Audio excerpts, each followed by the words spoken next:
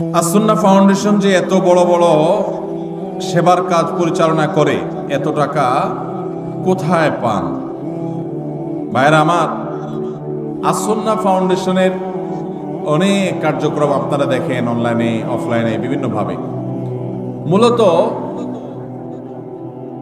একটা প্রজেক্ট বাস্তবায়ন করতে আমরা যে পরিমাণ টাকা খরচ করি, অনেকে মনে করেন এর চাইতে অনেক বেশি টাকা লাগে।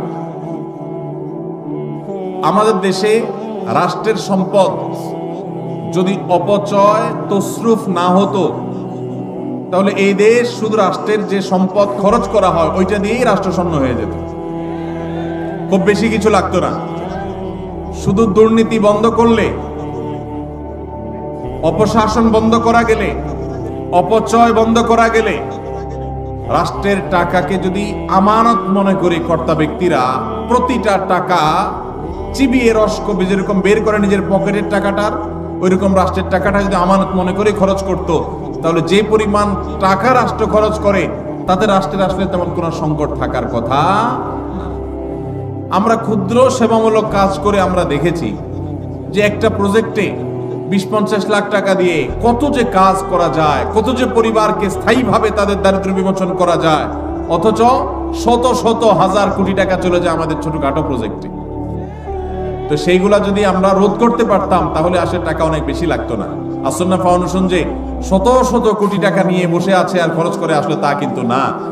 মূলত প্রথমত আল্লাহর বরকত, দ্বিতীয়ত হলো আমাদের একটা দীপ্ত শপথ আছে, সেটা হলো নিজের পকেটের টাকা খরচ করতে এত চিন্তা করব না, মানুষের দানের টাকা খরচ করতে যতবার চিন্তা করব। এবং আল্লাহর ফজলে সেজন্য আল্লাহ তাআলা বরকত দেন। এবং সেই সাথে যেই টাকা আসে তার সবই হলো আপামর সাধারণ মানুষের টাকা, একেবারে মাছ পিপল, একেবারে সাধারণ মানুষের যে টাকা, সেটা দিয়ে আসুন্নাহ ফাউন্ডেশন চলে। আলহামদুলিল্লাহ। আপনারা যারা যুবকরা আছেন, এলাকায় সেবামূলক কাজ করতে চান, অনেকে চান কি চান না আপনারা অনেকে হয়তো বলবেন, ভাই আপনার ফাউন্ডেশন থেকে কিছু আমাদেরকে শীতবস্ত্র পাঠায় দেন, কিছু টাকা পয়সা দেন, কিছু আমাদের ত্রাণ দেন, আমরা এলাকায় কাজ করি। যুবকদেরকে বলতে চাই, আপনারা যদি এলাকায় সেবামূলক কাজ করতে চান, আপনার এলাকায় সেই সব সেবার কাজ শুরু করে দেন যেগুলোতে টাকার দরকার হয় না।